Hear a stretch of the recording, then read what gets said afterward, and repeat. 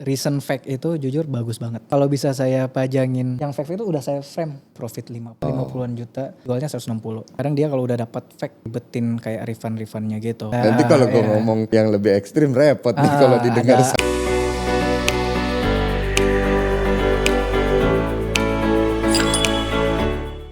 Halo guys, assalamualaikum warahmatullahi wabarakatuh. Jumpa lagi sama gue di Seven Sky Vintage Talks. Khususnya episode kali ini agak menarik guys, karena kita coba akan ngangkat lagi-lagi seputar isu kaos vintage. Nah, episode kali ini gue udah bersama narasumber yang terbilang cukup lama main di dunia vintage. Kebetulan dia juga ada beberapa koleksi dan dia juga udah cukup lama menjual kaos-kaos vintage. Kita akan coba dengerin cerita dia, karena kebetulan seller ini menurut gue sih udah one step ahead ya. Artinya dia sudah lebih punya wawasan yang lebih maju dalam hal menjual barang-barang vintage, khususnya ke negara-negara hilir. Nah, tanpa berlama-lama sama-sama kita sapa narasumber kita, Malam Will. Malam. Akhirnya datang ya Will. Will coba kenalin dulu Will, mungkin sebagian orang ya, khususnya teman-teman yang baru kepengen kenal siapa lo, mungkin IG lo juga, nanti kita akan tampilin semua di sini. Teman-teman, saya Goodwill Fatana, akun buat vintage-nya di goodstuff_real. Terus cuman koreksi dikit, nggak terlalu lama lah, masih baru lah hitungannya, masih 4-5 tahun kayak masih 4-5 baru tahun ya. Oke. Tapi Will, lu boleh ceritain sedikit nggak tuh gimana sih awal sejarahnya lu bisa mulai ya? Artinya kepikiran buat serius jualan di kaos vintage ini, misalnya apa yang mendasari lu untuk mungkin mau mulai jualan kaos vintage ini, dan apakah lu mulai itu dari lokalan atau mungkin ada di suatu daerah tertentu lu mulai gitu ya? Yang mendasari lu mulai untuk jualan gitu ya? Awalnya itu sebelum COVID, kayaknya 2018 kayaknya saya kan kuliah di Jepang juga. Oh, Jepang, terus Jepang ya. awalnya cuman emang beli, waktu itu saya ingat banget kaos pertama saya yang beli itu, ini belum ada kayak auction-auctionan ya Om ya. Jadi sebelum COVID. Itu masih kayak beli Drake, kaosnya Drake sama Kanye West juga, saya ingat banget. Masih simpan juga sampai sekarang yang saya pakai gitu. Terus Itu termasuk kaos pertama lo tuh? Yes. Dan nggak terlalu tahu lah waktu itu soal kayak vintage atau apapun, enggak. Beli karena relate dan suka. Jadi waktu itu nggak pakai, tiba-tiba ada teman di Makassar juga. Waktu itu lagi COVID, lagi rame-ramenya NASCAR. Nah itu dia ada share kayak something new lah, kayak on live gitu di Instagram. Terus dia nge-share, lihat nih ada auction-auctionan gitu. Terus ngeliat juga, oh ada juga yang kayak gini ya. Itu terus, di 2000 berapa ya? Berarti sekitar 2019 mungkin ya udah 2000, pas awal-awal kayaknya COVID. 2020 kayaknya 20 ya kalau ya? lupa. COVID itu nontonnya awal masuknya tuh dari live-nya Andre di share. Terus ada live NASCAR juga waktu itu di share sama teman Makassar. Ngecek juga, oh ada gini-ginian juga ya. Baru ini vintage kayak gini marketnya.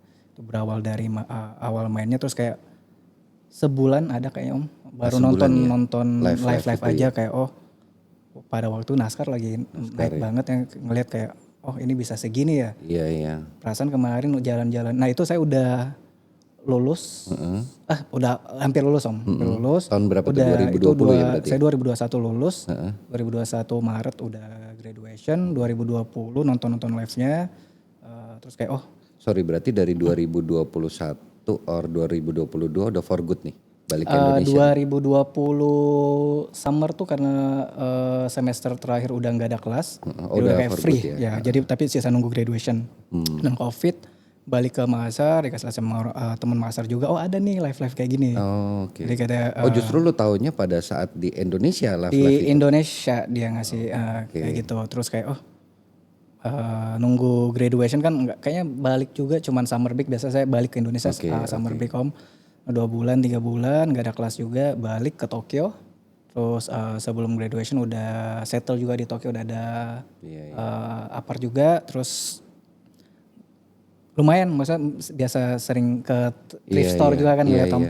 perasaan nih NASCAR kemarin kayaknya saya nonton di live kayak 2 juta gitu. Tapi di sana masih kayak Murah 5.000, ya, 6.000 yen itu, oke, 700.000 sekitar. kayak oh, ada marketnya nih. Iya, Nah di iya. situ salah satu titik balik saya kenapa nggak jualin Dicoba. aja. Oh, Tadinya belanjaan temen yang Makassar. Jadi ya along the way juga ada yang kayak beli yang aneh-anehnya ya. Terus juga aneh dalam artian fake-nya, iya, ada yang iya, iya. juga Metallica juga kan naik juga pada waktu itu Iya, dia iya, suka, oke aman semuanya. Kenapa saya nggak mulai juga iya, iya, setelah iya. nonton setahun, pantau marketnya baru mulai juga om kayak oh coba deh gitu.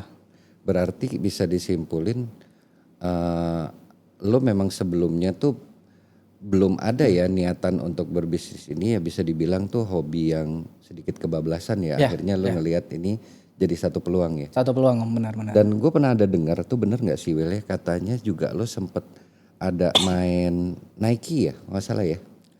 Nike dulu sempat ada Sempat ya. Nike lagi booming juga. Iya ya, kan memang source-nya banyak di Yes, Jepang ya, Jepang, US gitu juga. US ya. Itu juga sama ya. Dia vintage juga kategorinya. Vintage om. Yes. Vintage juga ya. Oke. Terus lu masih inget nggak Will, kaos di samping misalnya NASCAR, kan tadi kalau lu bicara NASCAR ya, yang notabene memang zaman 2020 tuh kalau nggak salah gue tuh orang tuh bisa tabrak-tabrakan tuh orang tuh. Pada Ya. pakai NASCAR semua kan tuh. Yes. Nah, maksud gue selain NASCAR ada nggak kaos tuh yang akhirnya membuat lo tuh di luar NASCAR nih, oh nih kayaknya nih punya potensi juga nih untuk istilahnya dijadiin satu ladang usaha ya. Kalau dari page saya mungkin teman-teman bisa scroll down juga bagian-bagian bawah. Awalnya itu beneran saya cuman main mids om. Beneran Mids ya. mids something that I can resell lah. Dengan harga yang murah-murah aja nggak. Kayaknya belum awal-awal main tuh nggak ada ngambil barang-barang di atas 5 juta juga om. Oke. Jadi bener-bener kayak waktu itu NASCAR, Roadman, Roadman ya, Metallica itu kan mainan-mainan easy to sell pada Pada tahun itu lah ya, 2021 gitu ya. 2021 itu. Jadi cuman beli itu match aja. Terus kan udah di Tokyo juga posisinya om. Tuh lumayan akrab juga sama boleh sebut toko nggak sih? Boleh, boleh, Si boleh. Di sini aman. Vintage Life. Nah, Oh, itu saya ketemu dia, ada beberapa karena kan kadang ada anak-anak juga yang bilang oh nitip dong, liatin kaos juga kan banyak juga anak-anak Indo yang Iya, kayak iya, iya. cek dong tokonya kayaknya oke sih gini-gini. Jadi dari situ di situ kayak awalnya kan main mids doang, Oke. belum main banger-banger lah Banger-banger ceritanya. ya. Pas ngeliat juga store-nya Gitu ya. kayak kaos 2 juta, 2 digit, even itu 50 jutaan itu udah banyak banget di toko kayak ada nggak sih emang orang beli segini gitu. Iya, iya. Oh artinya di tahun itu sendiri pun untuk kaos-kaos yang harganya udah melambung di sana tuh udah malah mulai ya. Yes, udah banyak juga om. Nah itu tadi titik balik dari teman pasar juga, terus saya nggak sadar juga secara langsung kayak, oh ternyata kaos yang kemarin yang saya beli happening juga kan om sempat juga naik-naiknya. Saya belinya waktu itu nitip temen yang ke US kayak belinya $25, $30. Iya memang itu waktu sih memang harganya masih terbilang karena kompetisi udah gitu ketersediaan barang juga masih lumayan relatif banyak ya. Itu kan belum COVID kan om itu. Iya, 2018, 2019 itu belum COVID, terus belinya kayak masih $30. Pas COVID mungkin gara-gara efek dari Orang gak ada orang nggak bisa kerjaan. kemana juga kan om. Iya. Lebih gak ada kerjaan. Nggak ada kan banyak tuh kayak sepeda naik juga bla bla bla semua. Kaos juga om. Itu yang kaos yang saya beli pada waktu juga kayak oh tiba-tiba ngelihat orang auction udah kayak 1,2, $100, 1,6 jadi kayak oh it's a part of alternative investment juga. Ngeliatnya. Nah bahas soal tadi awalnya kan saya nggak main banger-banger om. Saya sempet kayak belanjain beberapa si Vintage Life, belanjain itu dari auction-auction anak-anak di Indonesia. Oh sorry, kalau gue harus tanya, konteks belanja ini maksudnya artinya lo mencoba menjadi perpanjangan tangan dari si Vintage Life untuk mencari barang gitu? Nggak tahu ya culture Jepang itu kayak seakan-akan mungkin teman-teman juga notice juga jarang banget yang kayak mereka toko di sana dia nge-bid langsung dari auction mau auction US atau auction Indo atau Filipina ataupun Malaysia ataupun itu dia nggak ada nge-bid.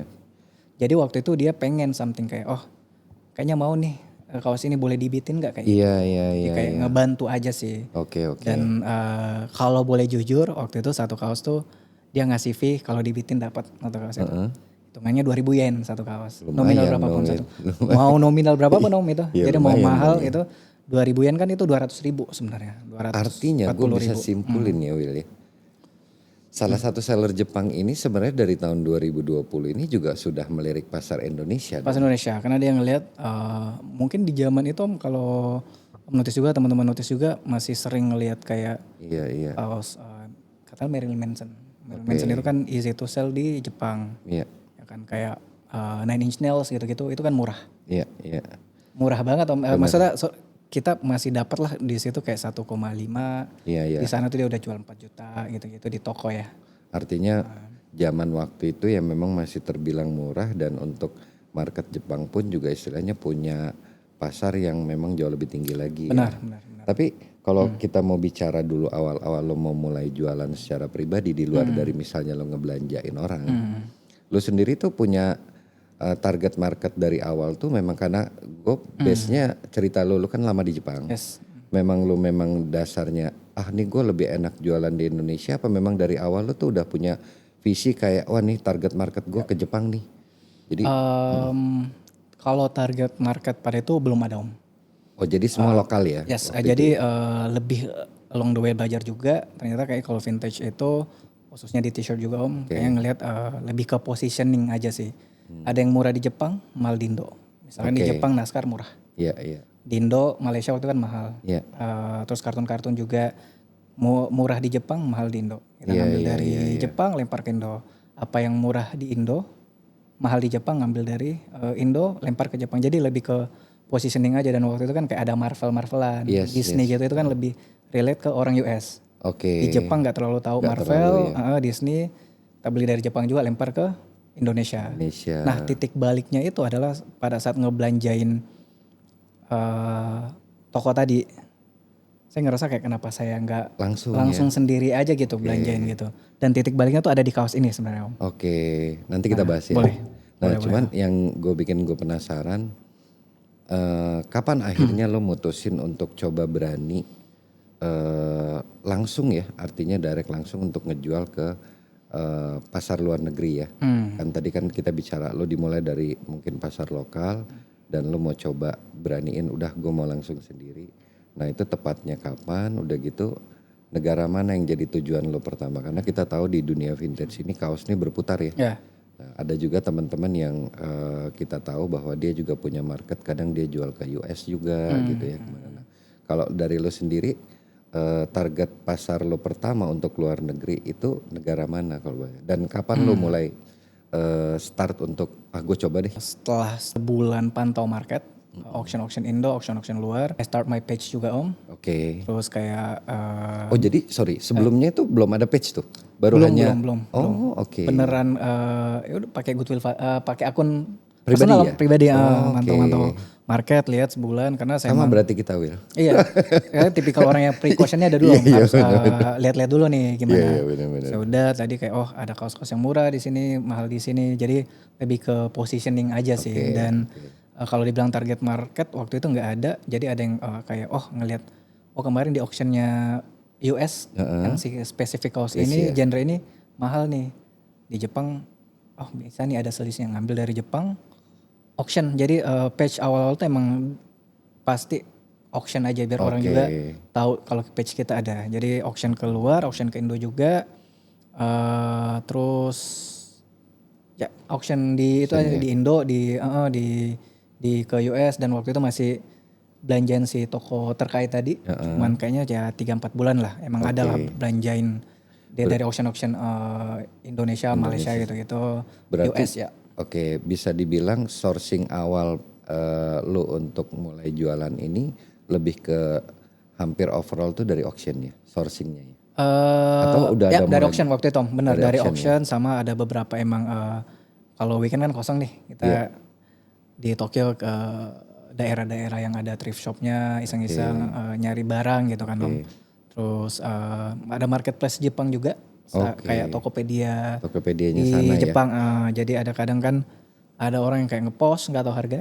Iya. That's our chance untuk cepet-cepetan Berarti lu cukup jeli juga ya Will dari awal tuh ya ngelihat ngelihat potensi di mana istilahnya harga jual yang masih murah dan lu tahu bahwa ada harga yang bisa nerima lebih tinggi gitu ya. Tapi lu sendiri karena lu lama di Jepang, lu nggak mau memulai tuh untuk istilahnya gue coba nih market Jepang gitu loh, secara spesifik. Waktu itu belum Om. Jadi I think it took some times juga realize kayak kayaknya harus stop bayar daripada dapat cuman 2.000 yen per kaos gitu kan. Nyariin barang ngebit dari auction ataupun tawarin barang DM anak-anak. Kenapa saya nggak start dari awal tuh ada di titik baliknya di kaos yang ini sebenarnya. Jadi ada momen saya realize karena waktu itu lumayan jauh lah selisihnya kayak saya cuma dapat 2.000 nih. Di sana udah bisa jual segini, kenapa saya nggak mulai main denger juga ya. Jadi kepikiran juga ada titik baliknya semua sih Om. Berarti dulu awal-awal bisa dibilang gue selama ini dibego-bego, ini mendingan gue main sendiri. Belajar lah ya Om ya. Jadi ada. Nanti kalau gue ngomong yang lebih ekstrim repot nih kalau didengar sama orang soal. Ada lessons learn-nya lah Om semua. Gitu ya. Itu kan kita tahu ya Jepang dikenal sebagai salah satu kiblat vintage dunia lah ya. Ya, at the end of the day beberapa kaos tuh endingnya di Jepang. Nah, lu sendiri lately kan mungkin ada beberapa teman-teman nih ya kita tahu ya bahwa lu banyak selling ke Jepang. Nah itu karena memang didasarkan bahwa lu udah tahu persis kultur di sana, atau memang lu tahu bahwa hilir dari hampir keseluruhan barang vintage nih karena di sana udah jadi lifestyle gitu ya, memang lu akhirnya mutusin ke Jepang gitu. Jadi mungkin it's one of my privilege juga ya Om, karena kuliah di sana. Jadi kayak tahu juga market, sering juga lihat ke toko-toko. Ngomong-ngomong lu bisa bahasa Jepang nih? Sedikit Om, karena kampus saya soalnya pakai bahasa Indonesia English, pakai bahasa Inggris. Jadi kelasnya tuh emang pakai bahasa Inggris. Jadi dikit bisa bahasa Jepang dan itu salah satu privilege juga. Jadi bisa lihat langsung market di sana gitu kayak ternyata kaos-kaos kayak gini bisa segini gitu. Jadi kembali lagi positioning aja sih lebih tepatnya. Will, gue penasaran deh. Kan lu lama di Jepang dan lu sempet dulu awal-awal tuh katanya sempet ibaratnya jadi ya perpanjangan tangan untuk salah satu buyer di sana cari kaos di sini. Sebenarnya kurasi mereka seperti apa sih? Sebenarnya tiap toko tuh beda sih Om. Dia ada yang katakanlah bahasanya ngegorengnya ya. Tapi kalau mostly yang udah tahu pasti Jepang itu pasti Nirvana lah pasti semua. Kan sekarang kan Nirvana, Marilyn Manson, Nine Inch Nails itu yang awal-awal yang zaman dulu ya. Zaman dulu. Jadi pada waktu itu kan anak-anak kan belum ada yang lempar ke Jepang, jarang lah. Yes. Saya kan ke posisinya lagi di sana. Terus ada ngambil-ngambil kayak masih kayak dulu kayak masih sliver tuh auction masih kayak 8-9 juta. Iya. Even lower deh. Yes. Nembus 10 juta tuh agak berat. Nah di situ saya ngambilnya dari auction kayak ya 9. Terus anak-anak belum ada yang lempar ke Jepang, mungkin masih dikit lah ya maksudnya. Boleh tahu nggak tuh di Jepang berapa tuh? Udah masukin lempar-lemparin ke beberapa toko dan itu udah pasti fix kalau kayak sliver pada waktu itu. Saya bisa jual 12,5 Om. Kalau ngambil 9 aja itu udah selisihnya ada berapa. Kali dan sering kan waktu itu masih banyak lah, masih kaos-kaosnya kan masih banyak lah. Marilyn Manson masih kayak seperti kayak tadi kayak dapat 1,4, 1,6, bisa 2,5 kali banyak dan itu kan banyak, sering kan keluar Om. Dan itu udah harga cuan pasti jadi kayak. Tapi Will, dari tadi lu bilang tuh toko-toko ya. Target market lu di sana memang harusnya kan kalau menurut gue sih, ini kalau opini gue aja ya, karena lu punya privilege kuliah di sana, lu punya potensi untuk kenal di luar dari seller lo. Artinya mungkin sampai ke end user kan? End user ya. Nah dari dulu tuh saya maintain emang Om lebih ke nge-supply si toko-toko sih, karena saya mikirin soalnya long term. Kalau toko kan kita nyuplainya ke mereka dia pasti ngambil terus. Oke. Kalau end user kan dia udah dapat yang dia pengen, dia stop. Walaupun oke lah katakanlah ada selisih pastinya. Lebih enak kalau kita ke end user. Kalaupun banyak juga anak-anak yang nanya kayak kenapa nggak pop up di Jepang gitu-gitu aja kan udah banyak. Iya. Sampai sekarang saya belum ada yain juga Om. Karena saya masih nge-maintain my relationship, our relationship sama store owner. Karena sampai kapanpun dia pasti belanja terus. Oke. Nah Will, lu kan udah lumayan ya kalau mau dibilang di tengah mungkin ya. Sekarang lumayan sering lah orang-orang baik dari Jepang, Thailand ya, yang mungkin udah mulai berkunjung ke Indonesia. Tapi di sisi lain bahwa lu tuh sebenarnya dari dulu juga udah mulai gitu ya. Ya. Nah kalau gue boleh tahu apa sih perbedaan paling dasar kalau dari sisi buyer ya. Buyer Indonesia, kita buyer lokal tuh mungkin dari sisi kurasi, taste dan gimana kultur mereka misalnya nawar barang gitu ya. Zaman dulu tuh seperti apa sih? Tapi kembali lagi overall itu Jepang kan emang terkenal sama fashion, fashion katakanlah apalagi Tokyo, Iya. fashion city lah, salah satu kiblat fashion dan emang orang di sana tuh kerja buat emang buat lifestyle lebih. Kalau kita kan masih ada pemikiran buat nabung. Kita buat makan, Will. Yes, ya. Nabung buat ke depannya juga, Om. Tapi kalau di Jepang itu dia lebih kesering buat gimana sih ngikut fashion gitu. Jadi emang spendingnya di fashion tuh emang udah culture-nya lumayan kencang juga, Om. Jadi emang dia buying power-nya tuh emang kalau soal fashion, vintage, ada ada orang-orang juga dia emang lumayan gitu ya. spendingnya lumayan kuat lah. Kalau Indonesia adalah juga kayak tadi kan Om ada yang beberapa mahal di Indonesia, ada yang beberapa mahal di Jepang. Jadi sebenarnya genre ataupun kaosnya itu sebenarnya beda-beda juga sih. Beda ya. Dari US juga beda-beda semua. Beda ya. Ada nggak Will itu misalnya kalau zaman dulu genre kaos tertentu yang mungkin misalnya lu denger, wah nih bahasanya tuh lagi digoreng nih di Jepang misalnya tuh. Ada nggak? Soalnya kalau lately nih yang kita tahu kan harga shade itu udah luar biasa di sana ya. Terlepas bahwa itu digoreng atau gimana ya. Nah kalau zaman dulu tuh ada nggak genre tertentu yang mungkin jadi fantastis nilainya? Gitu? Untuk ini spesifik di Jepang ya Om? Di Jepang.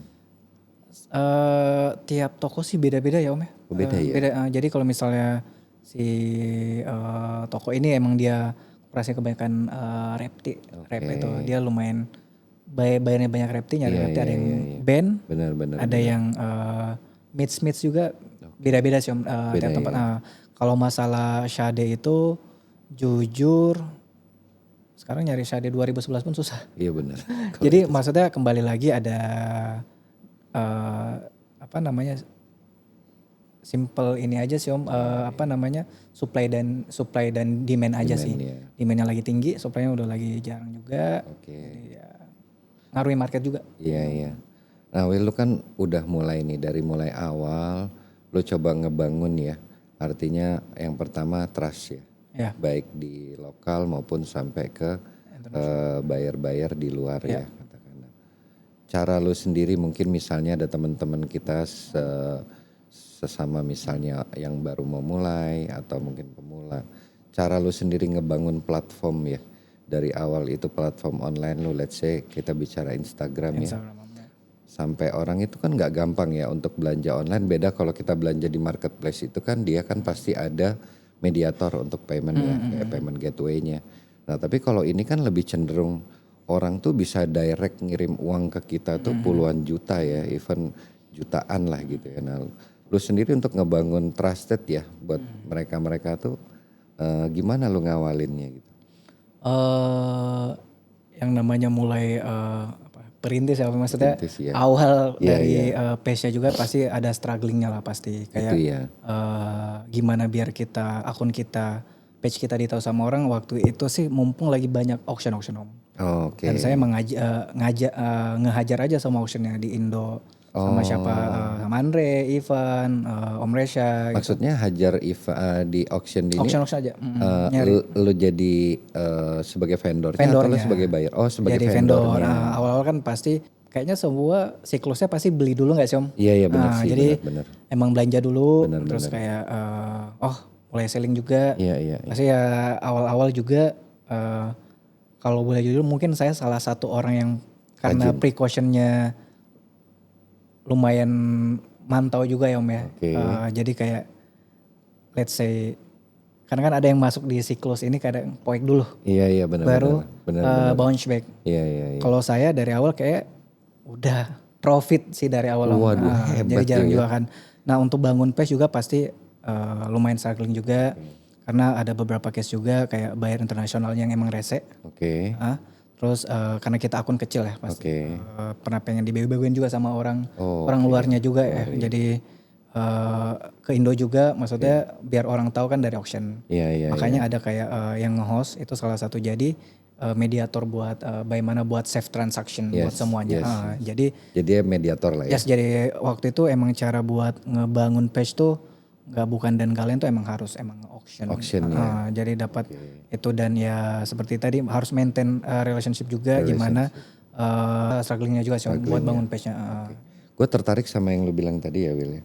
Artinya ada beberapa informasi atau bahkan yang mungkin kita tahu itu memang kalau orang menjual barang dari auction atau misalnya dia ngikutin auction itu memang ada bahasa cenderung poek gitu ya. Ya. Mostly yang saya dengar juga anak-anak juga yang cerita awal-awal dia buying karena dia nggak paham marketnya juga asal sorry itu saya ngebit. Gitu. Jadi itu kembali lagi dari masing-masing juga sih harus jadi smart buyer juga. Kasih tips dong Will, gimana caranya lu pada saat auction pun lu bisa dibilang hampir nggak pernah poek tuh, mungkin ada tips nggak lu buat temen-temen tuh? Gimana cara lu nyari barang sehingga pada saat lu resell lagi tuh meminimalis kepoekan itulah ya katakan nih. Case-nya mungkin lebih, saya ada privilege-nya juga sih Om dari kayak stay di Jepang gitu ya. Jadi orang-orang kan anak-anak kan nggak bisa ngulik barang-barang yang ada di Jepang. Iya. Saya bisa. Oke. Saya ngambil kayak naskah tadi ya. Oh ini bisa 2 juta nih. Looney Tunes ini bisa segini nih. Di Jepang kayak tadi di toko kayak 600-700 ngambil Om. Jadi terus lempar ke Indo. Ada kan Marvel-Marvelan juga atau Nike juga kan waktu itu. Yes. US kan lagi happening tuh Nike Center Shoes gitu. Ngambil dari Jepang juga. Lempar ke sana. Jadi kayak untung juga sih pada waktu itu bisa nyari-nyari ngulik barang dari Jepang. Jadi tapi kalau buat tips buat temen-temen juga yang baru mau mulai kali ya. Mungkin bisa lebih kembali lagi ya smart buyer juga. Kalau kayak saya tadi kan emang mantau masih aja. Sebulan lah. Oke. Kayak ngelihat market juga gimana ininya dan beli yang relate dulu aja lah yang masih kalau emang suka sama satu band. Ataupun rapper gitu atau apa beli dulu yang suka dulu dan selalu sekarang udah internet maksudnya udah gampang lah cari informasi googling aja cari marketnya lagi gimana and mungkin bisa asking around juga sih. Wir, bisa nggak gue simpulin ya kalau kita bicara yang tadi berarti ini si buyer atau calon buyer atau katakan teman-teman pemula nih ya sebaiknya kalau sebelum memulai itu dia harus cek market kiri kanan ya. Artinya be a smart buyer juga sih Om. Jangan ngasal khawatirnya dia ngebit sementara marketnya tuh dia nggak tahu akan bisa sampai di berapa gitu kan. Nah kalau lu di sini kan karena memang mungkin diuntungkan dari sisi lu tahu persis bahwa ada sourcing yang lebih murah sementara di kita nih bisa lebih tinggi. Nah itu akan jadi kesempatan buat lu untuk ngambil gitu ya. Ya udahlah hukum ekonomi lah kita ngambil yang di tempat murah ya. Benar dan juga sebenarnya agak tricky juga sih kalau misalnya kita emang baru juga di skena manapun lah. Tips untuk bisa survive juga dan nggak terlalu at least bisa minimize lah kerugiannya sih Om ya. Gimana ya agak tricky juga sih. Asking around pasti sih dan lain-lain. Trikinya ini lebih kepada price-nya iya sih Om. Karena kepada price. Market kan juga fluktuatif juga sih kalau di vintage juga Om. Iya. Kalau di Jepang tuh sorry deh kalau kita mau bicara dia dari sisi fluktuasi harganya cenderung stabil ke naik atau dia ada juga naik turunnya? Ada naik turun juga sih Om. Ada naik turunnya juga. Depend on season atau apa biasanya? Nah kalau biasanya market juga tetap berpengaruh sama musim juga sih Om. Musim ya kalau di sana. Kalau dari saya aja kalau udah masuk bulan 12 sampai bulan 2 mid Februari itu agak berat selling t-shirt karena lagi winter. Iya. Malah di situ enak time to buy itu biasa Om. Kalau saya, kalau 2-3 tahun terakhir itu pengalaman saya. Maksudnya time to buy di Jepang? Orang luar pengen jualin barang yang dia dapat winter season kan. Oh oke. Nah, dia pasti pengen ya udah lebih askingnya tuh lebih lower lah daripada kalau summer sebenarnya. Jadi kita malah mungkin teman-teman juga yang udah reselling vintage juga udah lama pasti tahu lah. Bulan-bulan gitu agak susah ngelepasin barang Om. Jadi bulan-bulan ya di season bulan-bulan winter dia 2 lah ya. akhir ke bulan 3 awal tuh udah enak lagi normal. Dan ya kemarin juga maksudnya ada beberapa yang emang sorry itu sih ada emang barang goreng. Jadi yang barang goreng mungkin sekarang udah ya back to normal price yang harusnya. Jadi ada juga yang tapi mostly yang saya ngikutin sih semua aman sih Om. Aman ya. Aman kayak Om pasti ngerasain kayak dulu Nirvana. Iya. Bisa berapa sekarang udah. Ya udah. 3 digit juga udah. Fantastis ya. Ya memang kalau kita bicara kaos vintage nih harga nih banyak sekali instrumen yang mempengaruhi dia, entah gorengannya, entah rarity-nya, entah ada sisi penimbunannya, tiba-tiba dia hilang nggak tahu di mana kan. Ya itu kalau soal menimbun kan salah satu toko yang di Osaka. Sampai punya box-boxan tuh hilang di market, tiba-tiba dia doang yang ngatur market. Itu salah satu caranya dia juga. Bagian dari strateginya dia beneran. Wow. Tapi semua ujung-ujungnya pasti back to financialnya juga sih. Sebab kan lumayan ya kaos vintage. Sekarang kita agak ngeluas dikit ya. Kalau kita bicara kaos vintage ini kan memang tadi kita bicara tricky dari sisi price. Tapi ada juga riskinya. Ya. Ada riskinya kalau kita bicara bahwa kaos-kaos vintage saat ini memang kan kalau kita bicara nih udah mulai banyak sekali beredar itu katakan repro atau fake-fake-nya. Gitu ya. Kalau yang lo lihat selama ini dan gue bisa pastiin bahwa lo mungkin juga entah mendengar, entah juga mungkin bisa jadi mengalami ya. Kalau untuk di urusan fake ini, sejauh mana sih ini mempengaruhi ibaratnya di komunitas vintage ini sendiri? Tuh seperti apa tuh? Jadi ancaman terhadap ekosistem si kaos vintage ini seperti apa? Kalau dari saya kalau ngelihat dari gambaran ini lokal dulu ya Om. Jadi kan kita sekarang 2 tahunan terakhir udah sering datang buyer dari Jepang, dari Thailand juga ada yang belanja sampai ke Indonesia dan dengan adanya si kaos fake-fakean gitu udah ngaruh juga buat market karena kalau sepengalaman saya ada emang spesifik emang bawaannya dari sana orang Jepang ya. Emang dia ngelihat kayak kadang dia kalau udah dapat fake dan diribetin kayak refund-refundnya gitu sama orangnya. Dia tuh nggak ngelihat dia beli dari seller mana. Dia langsung dia dari negara mana. Dan itu langsung ya? Langsung Om. Jadi ngefek juga ke komunitas. Ke komunitas gitu. Dan kalau ke orang luar sama lagi maksudnya orang yang buat fake kan bukan cuma dari negara A, negara B. Banyak lah pas yang udah niat. Kalau baru-baru kan katanya si Panji mensrea nih. Ada niat jahat nih. Jadi kalau udah ada niat jahatnya sebenarnya nggak mesti tahu dari dia negara mana atau apapun itu. Pasti ada aja orang-orang yang pengen mencari di jalan market. Dan cari jalan pintas. Adanya kaos kayak seperti itu emang ngaruhin market dan untuk sebagai kita jadinya kan kalau misalnya orang luarnya dapat kaos-kaos kayak gitu dia kan udah males juga. Kemarin datang ke ini dapatnya kayak gini dia pasti udah males juga.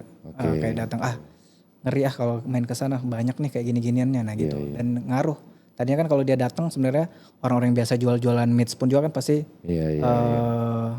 dengan adanya bayar-bayar dari luar kan dia kayak kebantu aja. At least dia bisa profit dikit atau balik modal daripada gak ada kayak bayar-bayar dari luar datang gitu kan jadinya kayak salah satu jalan lainnya auction. Auction kan kita kayak gambling aja bisa profit balik modal atau point gitu. Jadi ngaruhin pasti market dengan adanya kaos-kaos seperti itu sih Om. Kalau dari sisi harga sendiri Will kira-kira untuk kaos fake ini sendiri, let's say kan misalnya kita dari beberapa barang yang memang sudah beredar kan biasanya kita punya standar ada patokan ya. Ya. Harga kaos ini tuh kurang lebih kayak begini. Itu sendiri cukup ganggu nggak peredaran kaos fake ini terhadap standarisasi market price yang mungkin saat ini udah beredar? Ini saya ngomong sorry quote unquote juga pengalaman pribadi ya Om ya. Oke, Kalau dengan adanya kaos fake gitu tetap nggak mempengaruhi market. Secara gitu maksudnya secara price yang saya alamin ya Om ya. oke. Tetap marketnya ada cuman mungkin dengan adanya kayak gitu mungkin bisa lebih merusak citra dari skena itu sendiri aja sih Om. Cuman kalau harga kalau smart buyer juga kalaupun tahu tetap pasti tahu lah price range yang mana. Kalau fake itu kembali lagi harusnya bisa diselesain dari masing-masing sih Om. Gitu. Yang kadang ribet tuh kalau misalnya udah kayak gitu susah buat di kayak proses buat refundnya gitu. Dan so far pengalaman saya dan jujur banget ini dari 2025 awal saya pribadi tuh Om lebih easy to sell tuh yang banger-banger daripada yang mids. Gitu ya. Yes, 2024 mids pay the bills, saya 2025 awal tuh udah kayak easy sellingnya tuh di bangernya malah. Ini kita bicara mids pay the bill ini kita bicara di lokal atau di luar? Everywhere Om. Everywhere ya? Jadi mau code juga uncode juga untuk vintage sih emang harus tahan-tahan juga sih barangnya sih Om. Dan bisa prediksi juga apa yang bakal. Biasanya sih paling simple aja tuh salah satu tips juga buat teman-teman juga. Kayak pantau lagi aja. Tahun 2026 ada tour apa nih bandnya atau apa. Atau Sade mau tour lagi atau apa. Itu juga salah satu cara buat nge-keep beberapa bulan sebelumnya selling sebelum mereka tour. Kayak Oasis kemarin saya ngerasain gimana sih Green Day. Saya ngerasain semua Om. Sebelum mereka tour nge-keepin jauh-jauh hari baru jualin. Yes. Berarti sekarang bisa disimpulin gini ya Bil. Sometimes kan banyak ya di komunitas itu yang mungkin pegang barang banger itu menjadi something gitu ya. Yang seolah-olah tuh bahwa ini yang akan pay the bill. Artinya yang misalnya punya potensi profit. Tapi ternyata kalau dari pengakuan lo sendiri justru di 2024 bahkan mids di lo pay the bill. Ini ada efek juga tergantung dari siapa buyernya dan dari negara mana. Sebab kan kita tahu ya artinya kalau untuk negara kita sendiri seolah-olah tuh banger menjadi satu acuan banget gitu ya. Nah maksud gue berarti kalau udah seperti ini untuk misalnya katakan teman-teman seller gitu ya. Berarti dia juga harus random ya barang tuh nggak juga harus ibaratnya tuh nggak boleh juga artinya dia harus mix karena kita nggak pernah tahu mana yang pada saat ini bisa jalan lancar atau gimana. Lu sendiri waktu yang 2024 apa memang udah bisa prediksi atau ada ketidaksengajaan bahwa loh kok ini mid malah yang lagi jalan nih? Saya kan balik dari Jepang 2022 kan kayak 2002 awal atau sampai 2022 deh kayaknya. Selama saya di Jepang kan belum ada yang terlalu anak-anak yang lempar ke Jepang. Saya udah ngerasain 1-2 tahun anak-anak baru juga lempar ke Jepang. Terus Mids Pay the Bills itu saya udah di Indonesia juga Om. Jadi tetap sama yang bakal teman-teman dengar juga sering itu positioning aja sih. Yang penting mantau market dari ini dari luar gini-gini dan tanya. Soalnya saya tuh karena emang nggak sering pantau live juga, jadi jujur juga saya biasa nanya orang-orang sekitar. Kalau boleh sebut nama almarhum Enok, saya sering kontakan, tanya-tanyaan harga, dia juga nanya balik. Saya ke Mas Chandra atau Supala juga sering nanya-nanyaan atau tanya anak-anak sekitar lah. Ya pasti itu penting juga. Terus Mids Pay the Bills 2024 tuh pengalaman pribadi aja sih Om. Kan saya udah 2024 Juni kan saya sudah mulai sering bawa lagi barang ke Jepang emang niatnya karena barang-barang yang saya udah kumpulin bisa kirim ke Jepang, saya selling juga di sana, sisanya saya bawa balik. Terus kalian pick up barang-barang yang pengen saya bawa dari Jepang balik ke Indo juga Om. Jadi belajar dari situ 2004 tuh kayak Mitch tuh easy aja Om buat ngejual-jualannya. Tapi makin ke 2025 kenapa kayak karena udah Jenuh kali. kayak barang-barang yang waktu itu udah yang 2024 kayak sering atau 2023 tapi 2025 kok pada hilang semua. Oh, oke. Kayak tahu sendiri kayak banger tuh easy sell sih. Maksudnya banger dalam artian kaos-kaos di atas 2 digit tuh udah easy to sell for me ya Om ya. Waktu itu ya. Tapi Bill, gue penasaran deh. Ini kan kita dari tadi bicarain karena mungkin lu ada privilege ya pernah ke Jepang. Iya. Selain Jepang sendiri lu mungkin punya market lain nggak? Ibaratnya yang juga cukup dominan untuk lu misalnya jual keluar ya. Udah gitu kalau boleh tahu tuh kalau untuk seorang Gustaf sendiri, kalau kita mau bicara market share ya, itu gimana sih komposisi biasanya market lu antara pasar lokal, pasar luar negeri, nah misalnya berapa persen ke sini, berapa persen ke sini? Kalau jujur-jujuran mostly saya Jepang sih Om. Oh mostly Jepang ya. Jepang. Jadi tetap sama ngambil barang dari seluruh negeri. Even juga kadang biasa nitip teman. Jadi teman yang di Tokyo. Oke. Ini kayak ada boleh kalau weekend kan dia kosong tuh Om. Jadi udah kalau ada waktu dia pergi cek di tokonya video call, lihat lagi apa yang bisa flip juga kayak gitu-gitu Om. Jadi kalau market share buat saya akun saya pribadi mungkin lebih ke Jepang. Jepang ya. 2025 juga udah mostly sering kelempar ke anak-anak juga. Banyak banget auction di 2025. Oke. Dari kuarter 3 4 udah banyak. Jadi itu pun karena Mitch yang 2024 yang banyak nyangkut udah setahunan. Keluarin aja di Indo jadinya kayak udah. Jadi tetap nggak semuanya profit, subsidi silang pasti ya. Iya. Will, gue mau sekedar mewakili ya, mungkin bisa mewakili teman-teman juga. Kan kadang-kadang ya, nih mungkin teman-teman juga mungkin tahu ya. Nah, kalau kita ngelihat kadang-kadang Will tuh suka story ya di Instagram itu, kadang-kadang ada tumpukan-tumpukan yang seolah-olah bundling gitu ya. Nanti see you soon. Iya. Ya kan? Nah Will, mau tahu dikit dong, itu lu maksudnya tuh lu belanja di negara lain yang sampai akhirnya semua itu lo kirim langsung ke Jepang. Itu satuan yang dikumpulin atau memang belanjanya langsung sekaligus bundle untuk langsung dibuang ke sana gitu loh. Nah banyak ada juga yang bundling Om. Ada yang bundling kita ya? ngambilnya dari bundling, ada juga. Tapi kalau bundling itu banyak loh, karungan loh itu.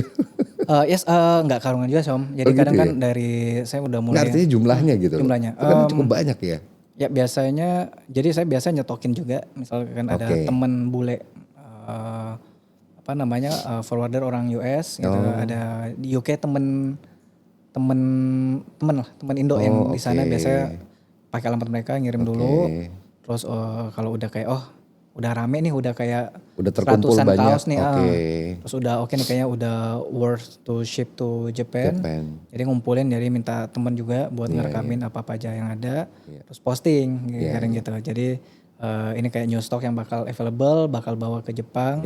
Biasanya karena saya bawa ke Jepang, saya ngasih prioritas dulu ke orang Jepang. Kan banyak juga anak-anak yang komen juga sih sebenarnya, cuman kadang. Termasuk gue ya? Iya, termasuk kan Om Ali juga ada. Kayak Shade kan pernah kan, ya berapa kali kan Om. Jadi kayak bilang, bentar Om saya bawa dulu. Orang Indo gak kebagian ya? Kebagian juga Om, saya balas juga. Jadi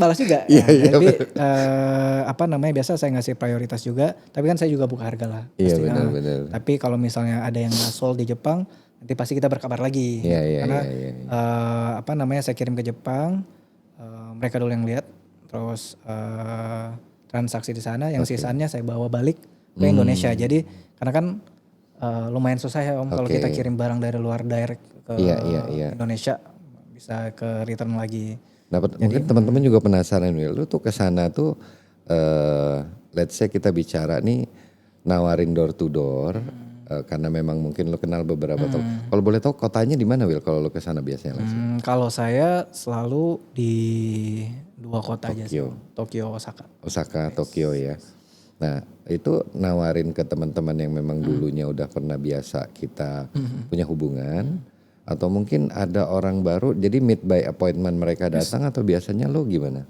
Kalau saya dari awal kan saya baru mulai bawa-bawain gitu kan 2024 Juni. Itu saya memang bawanya tuh emang buat mereka appointment dulu. Jadi setelah video ke upload kayak kadang kan Iya. 3 hari atau seminggu sebelum berangkat udah ngepost ini yang bakal saya bawa. Dan itu udah waiting Appointment. list ya? Udah Waiting list ya? ada waiting list Om. Jadi Oke. mereka yang ke hotel saya. Oh oke. Jadi ada belanjanya di situ. Iya, Jadi iya. karena ada beberapa culture juga sih sebenarnya Om, kayak kalau kita nenteng bawa barang ke toko mereka takutnya bayarnya dia kan ngelihat kita Iya, juga jadinya iya. nggak mau salah paham lah. Oke. Makanya kalau saya emang nggak pernah nenteng. Dari Oke. awal nggak pernah nenteng. Jadi Bawa-bawa ya. semua emang ke appointment dan semua kembali itu Om, saya maintain my our relationship dari Iya, awal iya, sama iya. store owner karena mau sampai kapanpun dia pasti bakal belanja. Iya, iya, iya. Daripada Iya. instead of kita ngulik-ngulik end usernya Iya, dia, iya benar-benar. bakal ada juga Ya semua end udah user ada pasti. porsinya lah Dan ya. makanya saya setiap posting itu Om, makanya selalu ada hashtagnya juga. Jadi Iya, itu kan saya juga belanja kan biasa ngulik kalau dari Instagram kan by hashtag juga. Oke. Itu one of the tips juga. Iya, iya. Tipsnya nih, jadi lu kasih hashtag gitu ya? Ada. Ya, Ada ya? Jadi kalau lihat postingan saya, kita kadang ketemu orang-orang yang emang relate out of blue, benar-benar nggak tahu siapa dia end user, komen gitu Om. Jadi karena kan dia nyarinya pasti by hashtag juga. Oke. Ketemu oh ada kaos ini oh. Iya, Oh relate nih sama saya, oh ya udah beli. Gitu. Oke. Nah Will, salah satu ini sih kalau menurut opini gue ya, tentunya pasti salah satu untuk kita ngebangun brand image, trusted, bahwa kita juga kan mesti ngerti dengan apa yang kita jual ya, Ya. supaya orang, karena memang kita bicara ini value barang ini juga cukup Hitungannya pricey, udah high end lah Om. udah enak. Mungkin kan tentunya lu juga harus menjaga barang-barang kita dalam tanda petik bersih. Ya. Bersih dari katakan misalnya originalitasnya kita harus bisa bertanggung Pertanggungjawaban ya. Cara lu sendiri, coba lu ada tips nggak? Mungkin pengalaman pribadi ya Will, mungkin juga untuk let's say kalau kita bicara tadi smart buyer untuk para kolektor atau pemain-pemain atau mungkin bahkan seller-seller pemula ya. Ada tips nggak istilahnya gimana sih cara lu ya menentukan bahwa ini barang original atau enggak? Apa mungkin apa yang biasanya lo lakukan? Apa mungkin lihat dari, kan sekarang orang banyak lihat ada tagnya, ada jahitannya, atau mungkin sablon, atau mungkin bahkan apa yang harus dilakukan? Apa mungkin dia harus cukup punya referensi untuk itu? Sepengalaman lo pribadi gimana?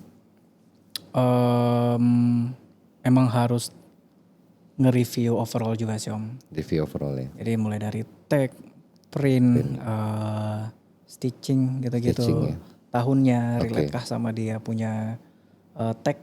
Walaupun kan ada nggak relate, kadang ada second print. Oke. Kayak beberapa, contoh Nirvana Sliver ada Y2K-nya juga kan Om. Kayak gitu-gitu. Selalu do your own research juga sih Om. Oke. Seperti kayak saya tadi bilang, hashtag tuh penting banget juga. Penting ya. Jadi kalau ya udah nyari di Instagram vintage apa, misal nyari apa, nyari review-review. Oh harus nanya-nanya juga ke orang-orang yang lain gitu. Terus kalau saya pribadi emang saya ada condition and terms untuk kalau transaksi sama saya sebagai saya seller.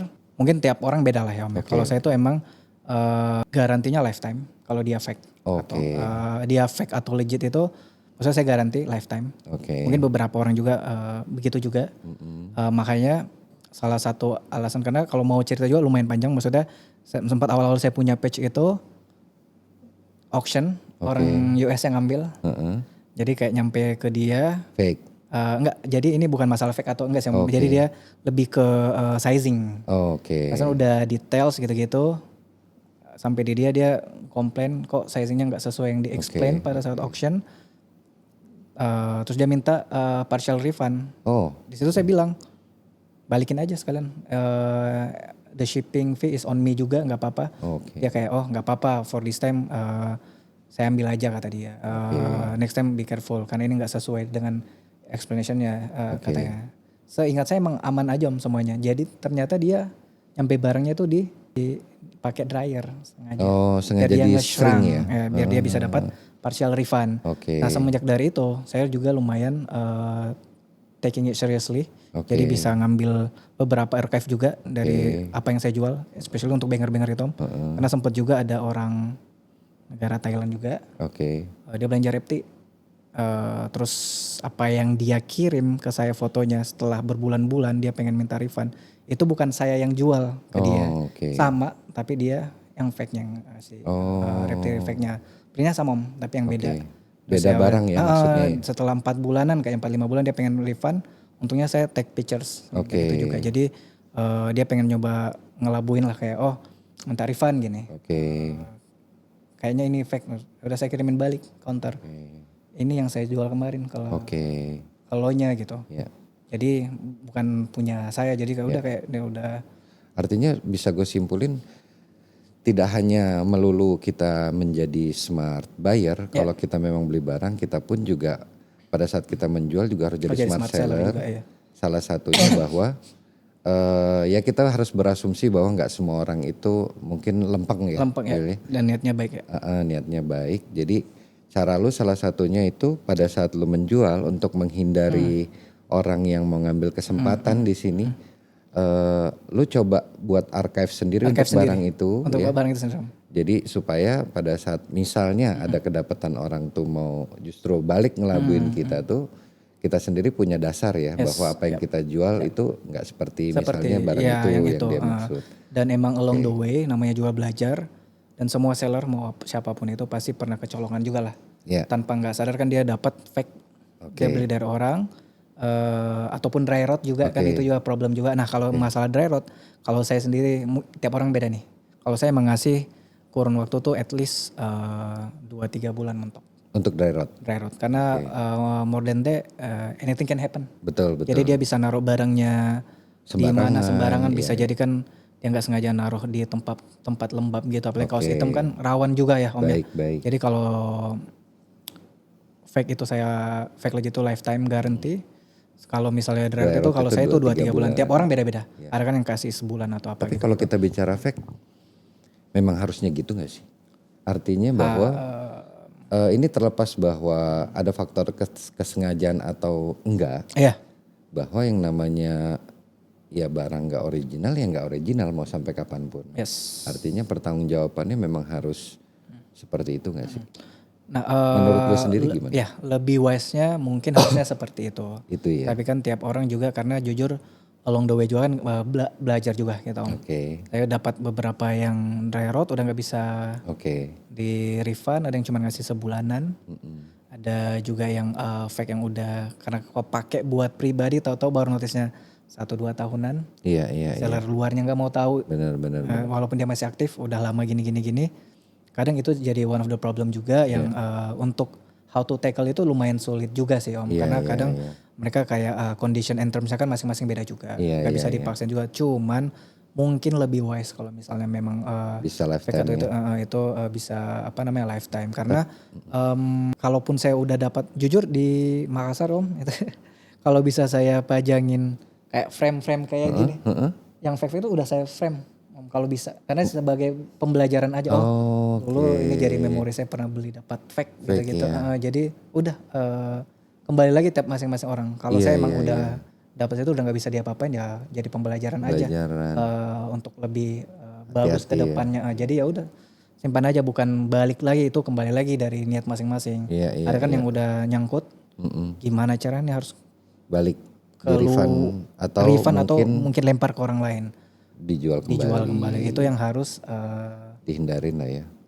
Lebih wise-nya kalau semua, tapi kan tiap orang beda-beda lah ya. Ya sebenarnya gini juga, kalau kita mau bicara tadi anggap lifetime. Tapi lu sendiri tadi barusan juga ada ngomong pengalaman bahwa lu ada jual ke salah satu negara yang tiba-tiba notabene sekian waktu dia tukar. Dia tukar. Itu kan juga jadi problem tuh ya. Kita mau ngasih mentang-mentang kita ngasih garansi lifetime. Orang tuh seenak-enaknya gitu. Sebaiknya gimana tuh kalau kayak sebenarnya kalaupun kemarin saya nggak tag archive juga Om yang gitu. Sebenarnya dia juga seberani apa dia untuk ngepost gitu-gitu. Sebenarnya juga kembali kadang tuh orang-orang kayak nipu-nipu gitu mau cuman behind the scene aja.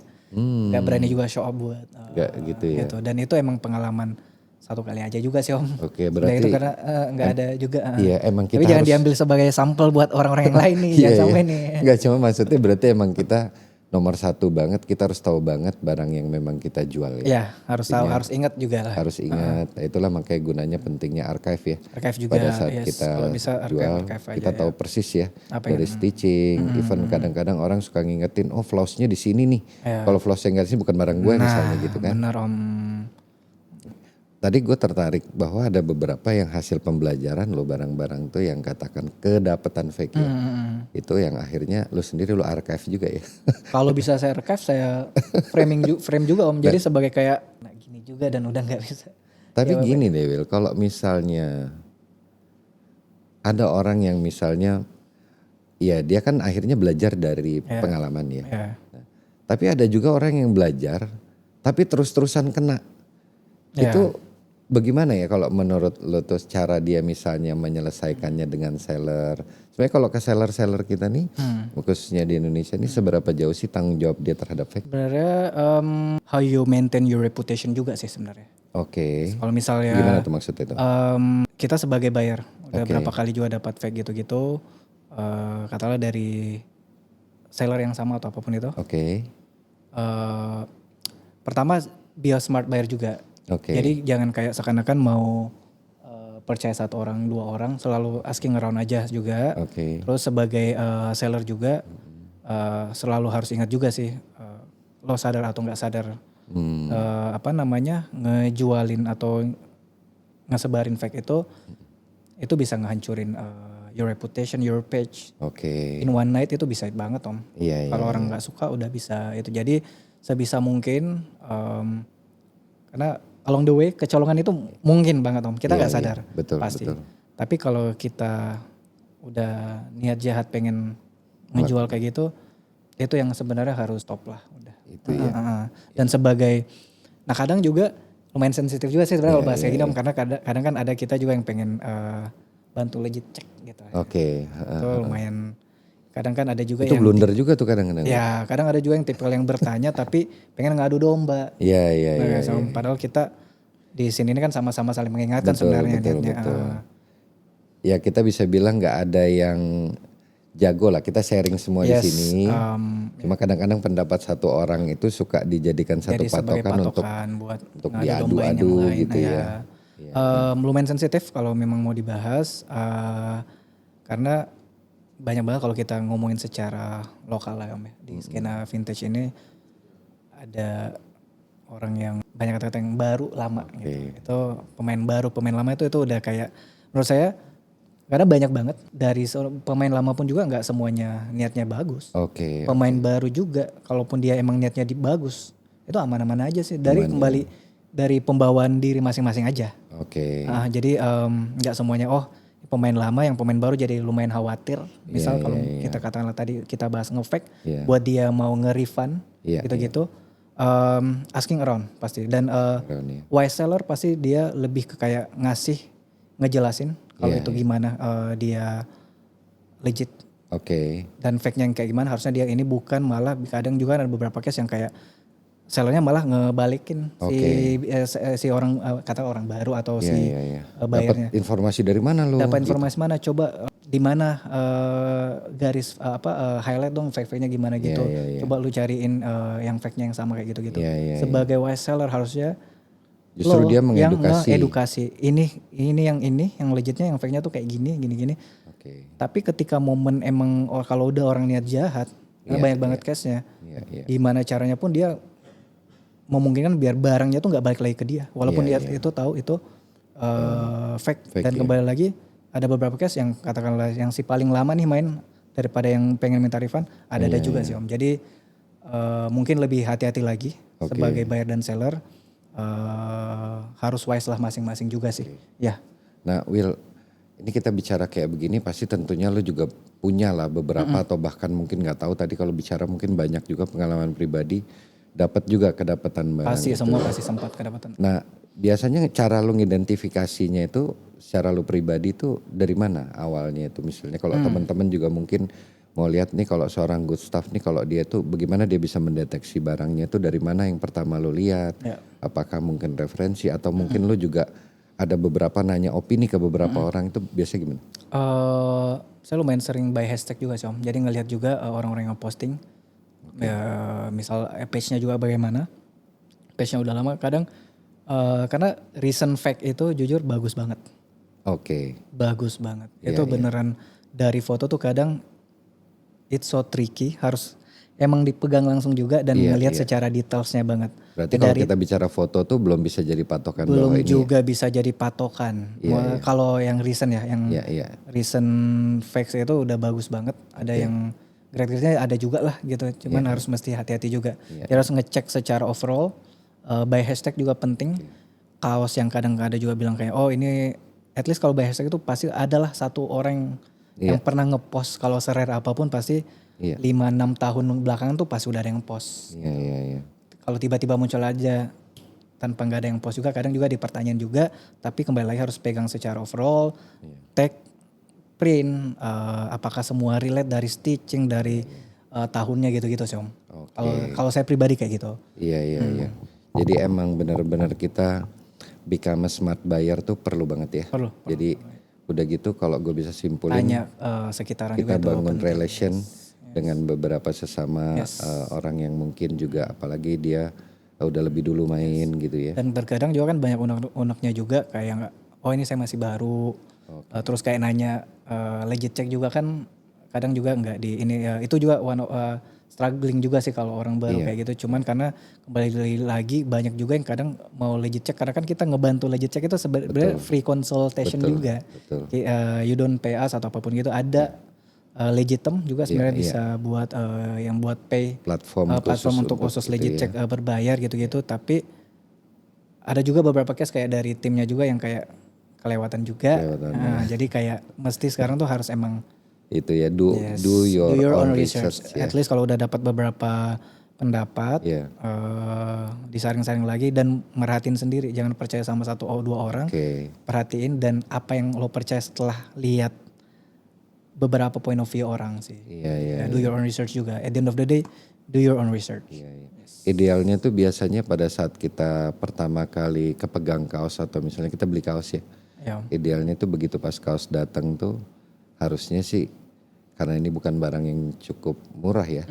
Harusnya sih kita langsung gerilya ya sebaiknya ya. Untuk meyakinkan kan. Repotnya ini yang udah ya kalaupun memang jatuhnya ke tangan katakan kolektor gitu ya atau end user. Yang repotnya pada saat kaosnya muter. Nah itu udah jadi nanti jadi ini sendiri tuh problematika lagi ya. Benar. Jadi makanya kadang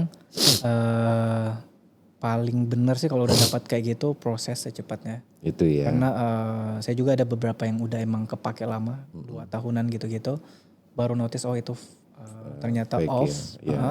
Nggak bisa juga. Emang udah mau kembali lagi dari diri masing-masing. Kalau saya sih udah ya udahlah taruh di lemari aja udah sebagai pembelajaran aja karena kita juga harus tetap maintain our reputation juga karena bisa jadi satu kesalahan kecil aja bisa ngerusak semuanya walaupun kita sadar nggak sadar apalagi kalau kita dengan sadar ngebuat kayak gitu-gituan itu lebih parah lagi sebenarnya makanya gimana stop kalau udah ketahuan gitu daripada ribet besok-besokannya mending proses gimana biar lebih cepat biar nggak muter-muter aja biar nggak muter ya. Nah Will, kalau kita bicara kaos vintage ya, ini kan harganya memang yang cenderung terus melonjak ya, harganya dari tahun ke tahun. Menurut lo sendiri nih, baik sebagai lo ngamatin atau lo juga pemain langsung, ini nih akan menjadi satu bubble yang suatu saat akan meledak berhenti atau dia masih akan terus naik? Ini menurut saya pribadi kayaknya bakal tetap naik juga. Karena apakah genre tertentu genre atau tertentu mungkin overall genre tertentu mostly sih kalau saya bilang mostly pasti bakal naik juga kalau dibilang genre spesifik ada yang emang naiknya udah nggak ngotak lah tapi kalau dibilang overall mostly pasti tetap naik karena at the end of the day orang pengen nyari beda juga sih karena kan kita mau nampil beda terus kayak relate sama kita, ada emotional value-nya juga, pasti orang tetap nyari gitu. Karena pengalaman saya kayak udah kayak di 2022 itu gimana harga barang yang kayak sekian tapi sekarang udah nggak kebeli gitu. Dan ada juga barang yang fluktuatif ada waktu itu yang lagi mahal, sekarang udah B aja gitu. Tapi kembali lagi vintage tuh nggak semuanya mahal. Takutnya nanti viewersnya juga kayak mikir vintage harus mahal nih, enggak juga. Ada juga yang kayak ratusan ribu Iya, ataupun betul. yang Y2K juga kan udah Iya, ada juga yang udah nggak vintage ngotak jatuhnya. harganya, ada juga yang masih Betul, ngotak. betul. Jadi nggak semuanya mahal, tergantung apa yang kalian suka aja sih beli yang relate. Relate ya. Kalau bisa dibilang kaos-kaos yang early 2000 itu hitungannya juga udah vintage sebenarnya dan harganya masih cenderung lebih terjangkau ya kalau saat ini. Terjangkau, ada juga yang udah. Kalau kita ngomongin Sade udah. Y2K juga udah kagak kebeli. CD-nya Y2K ya. Nah, itu udah walaupun repot lagi tuh. 2001, 2011 udah. Tapi kalau kita ngomong-ngomong dari lo megang kaos Smith, kaos Grail gitu ya. Kan ada tipe ada nggak sih kaos Grail termahal yang pernah lo pegang? Nah itu kembali lagi Om. Kayak waktu itu kan ada Nirvana Heart Shape Box nih. Yang Kanada yang nggak overprint. Waktu kan dapatnya juga dari auction juga. Belinya udah 3 digit. Waktu itu 2024. Iya. 2024. Jadi itu termahal tuh ya? Itu belinya juga paling mahal pada waktu itu udah nembus 3 digit. 100 kecil. Ini bakal berat nih kayaknya nih. Iya. Bawa ke event Thailand. Udah sold juga, udah bisa profit 50-an juga. Jadi 50-an juta. Dan di kaos itu jadi katakanlah waktu itu jualnya 160. Belinya kayaknya 108, 107. Udah profit 50 lah ya. Iya. Tadi nggak expect Om. Nggak expect bisa segitu. Pikir tuh udah ini udah siapa lagi mau beli nih udah segini nih. Dan nggak spesifik kaos Om sekarang. Udah 3 kali lipatnya dari yang saya jual. Saat ini ya? Saat ini. Itu baru selisih. Nyesel nggak Wil jualnya? Kalau nyesel pasti normal pasti nyesel. Cuman kan pada waktu itu kan harus muter juga nih. Iya, jadi bener. antara salah enggak, cuman ya itu part of the investment juga. Kadang nggak ketebak juga. Yang itu kaos itu sekarang udah bisa 3 kali lipat dari yang saya jual. Itu baru selisih. Saya jualnya berarti tahun lalu awal tahun Om, Januari 2025.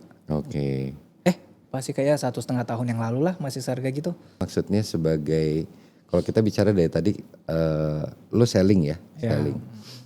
Tapi lu sendiri termasuk orang yang menganut paham wah selagi ada cuan all for sale atau memang ada beberapa juga yang wah ini gua akan keep lah. Ibaratnya itu kan kalau namanya pedagang kan Will. Ya udahlah nih namanya udah ada cuannya udah geser gitu kan. Apa lu juga ada satu sentimen yang wah ini gua gak akan jual. Ya ada juga yang enggak ya. Jadi kembali lagi gue ngeposisiin diri gue di sini Om kayak yang mana emang buat kaos buat dijual, yang mana kaos buat emang dikoleksi dipakai. Jadi karena emang ada time to sell juga pasti ada. Nah kayak kemarin Oasis. Time to sell. Tapi tetap ada jadi beberapa momen yang juga saya, ya. Momentum ada penting. Momentum penting. Kembali lagi harus kuat-kuat tahan dan udah emang bisa ngeprediksi juga sih apa yang masih band-band yang masih atau singer yang masih aktif siapa aja sih yang memungkinkan ada dia bakal tour lagi. Dan itu momen buat time to sell dan tetap walaupun Oasis waktu itu saya udah nyetok kayak 50-an kaos. Waktu pas sebelum itu? Sebelum. Waduh bener baru sih. printing money-nya setelah dia tour jualin tapi tetap ada yang buat emang pribadi. Jadi nggak semua juga ya? Nggak semua dijual ya. Juga ya. Terus Will, mungkin lu bisa kasih tips ya buat temen-temen tuh ya, yang mungkin mau jualan vintage, yang katakan misalnya kan nggak semua orang tuh punya modal cukup ya untuk dia mau berjualan, untuk modal-modal yang katakan sedang-sedang atau pemula itu, lu punya saran nggak mereka harus mulai dari mana gitu ya? Terus udah gitu, ya stepnya akhirnya gimana cara mereka juga bisa katakan ngikut lu lah, bisa misalnya jualan sampai go internasional. Lo ada tips nggak? Sebenarnya paling pertama tuh selalu pantau market sih paling penting Om. Dalam kita mau terjun dalam bisnis apapun kayaknya mesti pantau market dulu sih. Apakah relate sama lu? Kadang udah pantau juga kan kayak apakah gue bisa kayak selling nanti kayak auction atau apapun itu kan kembali juga pembawaan pas auction juga kan ngaruh juga sebenarnya. Iya benar. Terus kayak auction tuh juga beda tangan beda hasil. Beda tangan beda hasil. Benar. Jadi kadang kan kayak masih baru juga kan pasti agak struggling lah juga. Makanya pantau marketnya dulu. Ketika ada yang kemarin tinggi terus sama kaosnya dan lebih murah. Kenapa nggak ngambil? Keep dulu, nggak semuanya mahal. Saya juga startnya dari awal waktu main Smith juga low budget juga Som. Baru kayak Bisa gue simpulin nggak? Yang kayak begini nggak bisa terburu-buru, mau sabar ya. iya nggak Jadi bisa. kita ngelihat market, kalau memang masih istilahnya masih cukup profitable untuk kita ambil, baru kita coba Yes, ambil ya. momentum. Momentum ya. Tapi bangun pace-nya juga pasti ya namanya orang merintis pasti ada strugglingnya lah. Nggak ada yang instan lah. Memang bangun kepercayaan atau jadi trusted seller tuh challenging. Challenging juga. Ya, Kembali ke kita sih tips sebenarnya. awal pasti ya pantau dulu aja lah. Iya, Jangan iya. asal buying dulu. Kalaupun saya juga awal-awal semua kayaknya awal-awal juga pasti bakal buyingnya juga kenceng dan tinggi karena emang dia relate, dia suka kaosnya. Bener. Spesifik kaos. Jadi Sampai kalau itu akhirnya ada anak tangga ya, dia mulai jadi kayak naik. it's okay lah kalau emang suka ya udah beli. Tapi kalau emang kayak emang niatnya ke depan mau pakai terus dijual lagi kayaknya pantau dulu. Oke. Biar nggak terlalu tenggelam terlalu dalam lah. Will, Minimize. ini kita udah hampir di penghujung ya.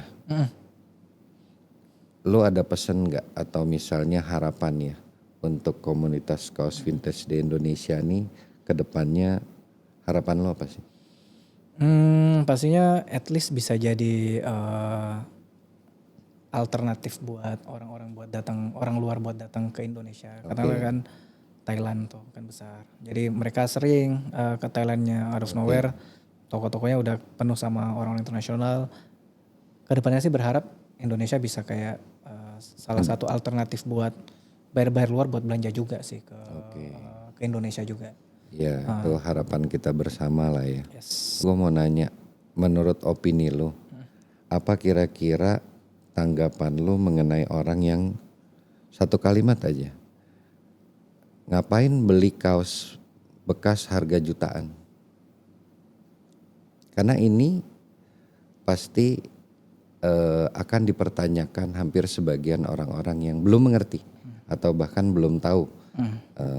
Tapi ini pasti akan menjadi satu pertanyaan umum. Ngapain beli kaos bekas harga jutaan? Satu kalimat. Semua ada pasarnya. Semua ada pasarnya. Oke. Itu menjawab sekali deh kalau gitu. Oke. Jadi ini kaos-kaos yang dia kebetulan bawa. Gue yakin ini juga belum semua yang dia bawa dari semua mungkin koleksi atau kaos yang dia punya. Tapi ada beberapa yang mungkin cukup punya nilai ya, Will ya. Nah ini kalau mau sama-sama coba deh Will. Kalau kita bisa cerita kaos apa nih yang lu bawa? Ini ada Bisa ditunjukin, Will? ini Marilyn Manson Believe. Sini ya. Sebenarnya ini lebih ke apa ya? Ini titik balik juga. Jadi along the way, Oke. waktu saya masih belanjain buat toko yang di Jepang. itu, dengan fee 2.000 yen itu. Ini titik baliknya. Jadi saya sempat emang ingat banget. Maksudnya ini kaos dari dulu? Enggak, ini maksudnya jenis kaosnya. Yang jenis Oke. kaosnya pada waktu itu.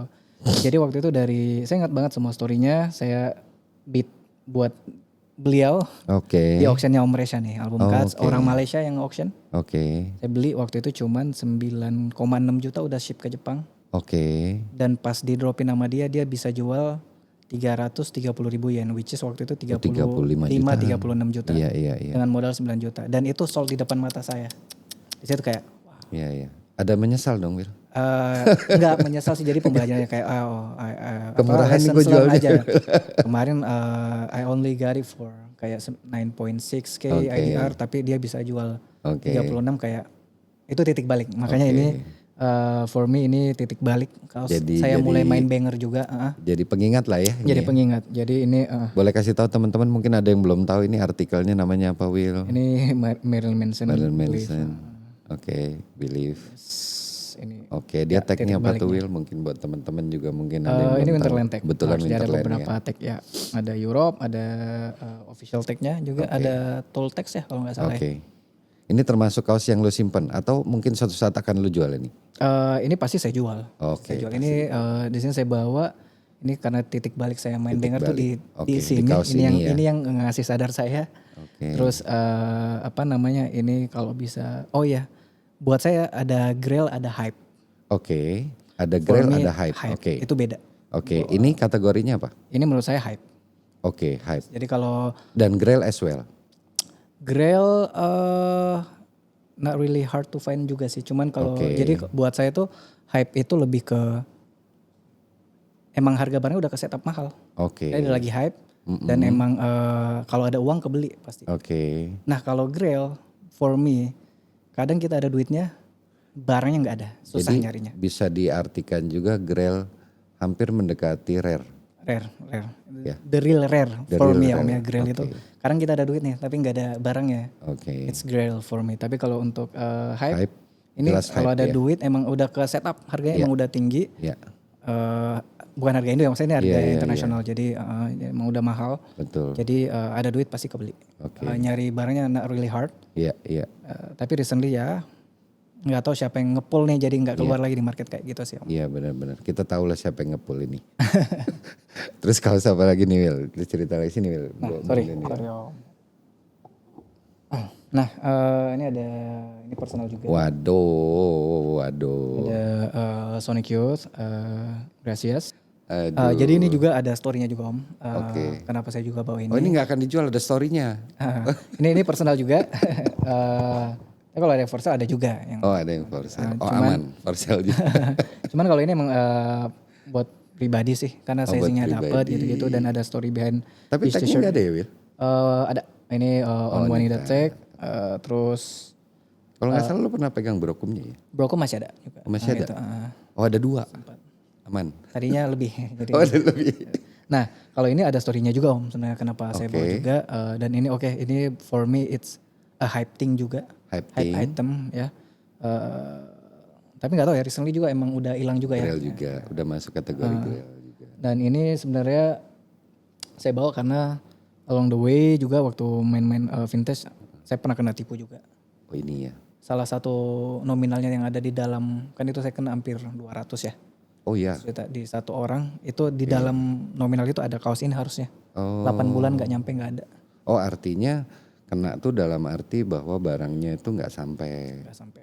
Jadi ya, jadi saya bawa juga karena Oke. finally waktu itu kan saya nggak pernah Ada pegang pengalaman tuh. pahit ya di Ada. sini ya.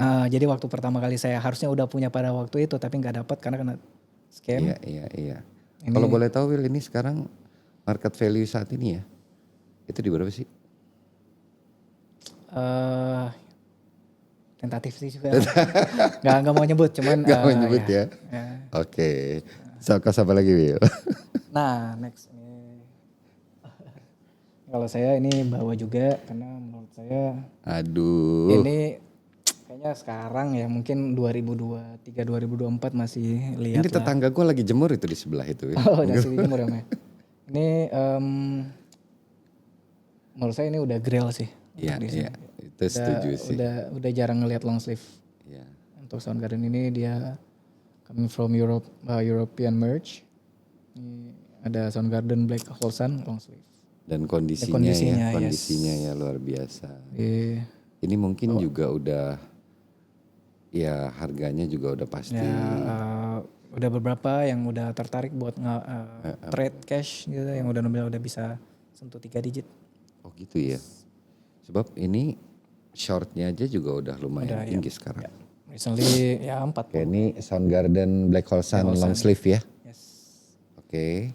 Nah next. Nah ini apa nih? Nah ini ada Oasis. Wah, ini cakep ini nih. Helter Skelternya. Cakep nih. Ini Cigarettes and Alcohol. Iya. Ini saya bawa. Menurut saya ini yang not for sale piece-nya saya Om. Dan ini saya pakai kemarin nonton di Oasis. Waktu Oasis di tour di Jepang. Tokyo ya. Day itu ini pakai. Iya. Saya pakai karena wah ini jarang juga. Ini jatuhnya Italian boot harusnya nih. Ya Helter Skelter ya. Helter Skelter, Nah, ini saya pakai ini dan waktu Poznan kan Oasis kan Poznan itu dia saling ngerangkul balik terus dia ngebawain lagunya nih Cigarettes and Alcohol. Oke. Sayangnya nggak langsung minta ditandatangan ya, Bir? Nggak bisa sih, sulit Om. Wah jauh tuh di Gitu ya? mereka tuh sana. Gitu ya, jauh ya. Nggak bisa. Oke. Yang saya bawa juga. Ini juga termasuk kaos yang lo keep atau mungkin lo akan jual? Ini bakal keep. Oh, ini bakal Ini kepake kemarin pas nonton dia juga kan. Oh, ada Jadi kayak memori. ada memorinya lagi jadi. Oke. Siap. Yes. Nah, ini apa lagi nih? Ini ada gandengannya nih. Ini ada sepasang nih. sepasang nih. Ini juga lumayan lama juga.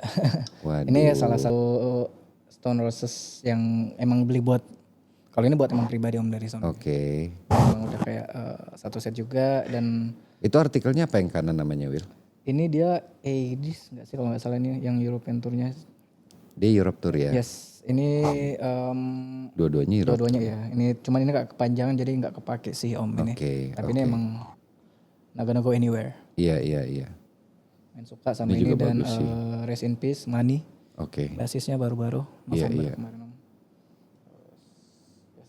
Waduh, cakep ya. Ini kondisinya udah keren nih pakaiannya. Iya. Ya justru ya the real kaos vintage banget lah. Literally kaos vintage banget ya. Oke. Nah, for me this is a grail for me. Oh, this one ya. Oke. Terus next ini juga lumayan jarang pernah lihat, cuman berapa kaos untuk short. Oke. Ini dia 91 Nirvana Nevermind Sheffield Geek 91. Lumayan jarang untuk long sleeve-nya. Iya. Screen Stars Gua long XL. sleeve-nya jujur ngomong baru lihat. Baru lihat ya. Kalau lihat shortnya pernah ada. pernah ya, shortnya mungkin udah ada yang ngepost juga. Iya. Deathrock, Memang ada ya berarti ini ya longnya ya. Yes, makanya untuk 91 Sheffield Geek ini long sleeve-nya lumayan. Iya. It's a grail. Yes. Nyentuh 3 digit juga nih. We will see. We will see. Kalau over emang udah ada. Gitu ya. 3 digit juga. Jadi Will bawain mobil ke sini teman-teman. Nah ini juga Aduh ini bleach ya Sapop ya. ini si Buat Jeff yang- Ross ya di print infonya sih dari quote dari yang ngepost si Deathrock juga. It's only 125 pieces ever made di print sama Jeff Ross. Jadi cuma 125. 125 print untuk dia ada 2 tipe ya, yang kuning. Ada Ada yang infonya si Deathrock itu kita quote 125 pieces. Oke. Jadi nggak tahu mungkin bisa dikoreksi tapi dari infonya Deathrock sih 125 untuk yang kuning. Ini Dan Jeff ini Ross XL print. ya? Ini large Om. Makanya ini saya pakai. Terus nyari birunya udah biru lebih jarang lagi Om. Iya. Biru kalau nggak salah 50-75 pieces only. Lebih Jadi jarang lebih lagi rare ya. biru daripada yang kuningnya. Jadi Pernah ada ada 2 lihat kalau nggak salah dia ada yang putihnya. yang putih. Depannya itu. Jadi dia black and white. Tapi di on white, On white shirt. shirt. Pernah ada juga. Kalau nggak salah ada di Deathrock juga. Di Deathrock juga. Apa lupa. Di Jeff Ross, yes. Pernah ada. Yang Ini jelas it's a ya grail ini dan juga, biru ya. sih yang Iya. firm banget. Grill juga nih. Karena infonya 125 pieces ever made. Udah lama by the way ini lo pegang? Kayaknya udah 2 tahunan. Oh, Nggak lama banget Om. berarti termasuk salah satu kaos juga yang akan lo keep. Mungkin pengen banget dari dulu emang pengen nyari birunya juga. Oke. Ini bisa 1 frame gitu kan Om. Jadi buat archive kayak wow. Iya. Pernah pegang juga nih yang Jeff Ross-nya nih, yang Sapopnya nih. Gawat ya. Yes, dan yang saya pakai juga ini salah satu Oke. kaos paling lama saya keep. Ini masuk kategori hype nih, masih Ini ada. hype, yes, masih Tapi hype. belakangan udah grail juga nih, udah agak jarang, sulit juga. kalau Apalagi ini- cari kondisi bagus ya. Yes, ini tadinya saya ada emang 3 Om, tapi emang 2 large. Emang buat pakai jadi lengkap kan ada dia Iya dia 3 ada different back kit yang back beda kits, kan. ya. Tadi emang saya pegang ada 2 yang buat pribadi. Satu emang faded banget. Dan lama, ini udah 4 tahun saya pakai. Iya. Yang satunya yang udah kesel karena saya di off the back. Di Jepang, drill di off the back. Itu lebih lama lagi yang itu harusnya. Dia lebih faded, belakangnya G-nya yang beda. Kan ada G yang normal, ada G yang kayak panah kan Om. Iya. Ada juga yang no back kit. Ada juga yang no back kit. Yes, ya ada yang graffiti. Nah ini yang satunya itu saya di off the back kayak bulan 9 tahun lalu Om. Oh baru dong. Jadi jadi lagi pakai terus ketemu. Dibegal lah ya. Dibegal sama dia. Kayak udah mikir 2 kali, saya flight sore, ketemu siang. Udah mau ke bandara, ketemu dekat hotel ada mallnya. Suruh buka tuh ya. Iya dia langsung beli Om. Jadi kayak jadi ada staffnya disuruh pergi beli di dikejar Uniqlo. gitu ya? Nggak, dia beli. Ya kan gue mau pakai baju apa baliknya. Dia enggak nanti beliin Uniqlo. Dia suruh staffnya beliin Uniqlo dulu, saya sama gitu. Jadi kita tadinya pakai ini, jadinya pakai kaos Uniqlo. Tapi sebenarnya yang no back kitnya dengar-dengar malah sekarang jauh lebih sulit nyarinya dibanding yang ada back kit. Ada back kit, yes. Tapi kalau secara market, Tetap yang back kit. they prefer ada back kit karena lebih rame ya. Oke. By the way, akhirnya selesai juga nih sesi kita ya. And thank you banget lo udah nyempetin waktu datang kita berbagi sama-sama teman-teman. Mudah-mudahan harapan kita teman-teman apa yang kita obrolin ini bisa jadi insight buat teman-teman bagaimana Will mulai dia awal-awal dia berjualan, sudah gitu ada beberapa tips dan apa yang memang dia sendiri lakukan gitu ya dalam proses dia berjualan. Mudah-mudahan ada sedikit banyak manfaat yang mungkin teman-teman bisa ambil di sini dari obrolan kita. Oke teman-teman, segitu dulu. Thank you for watching. Assalamualaikum warahmatullahi wabarakatuh. Peace, bye.